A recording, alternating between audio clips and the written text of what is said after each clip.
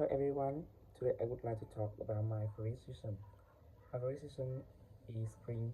In Vietnam, spring usually lasts from February to April.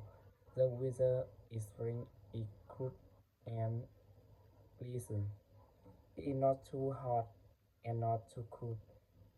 Sometimes it is a little rainy, but the air is fresh and comfortable.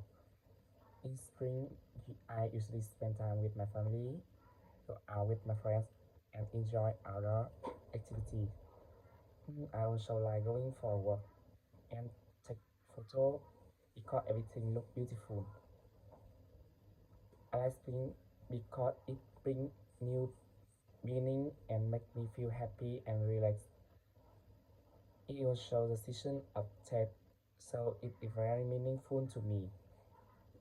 Different season is the end. Thank you for listening.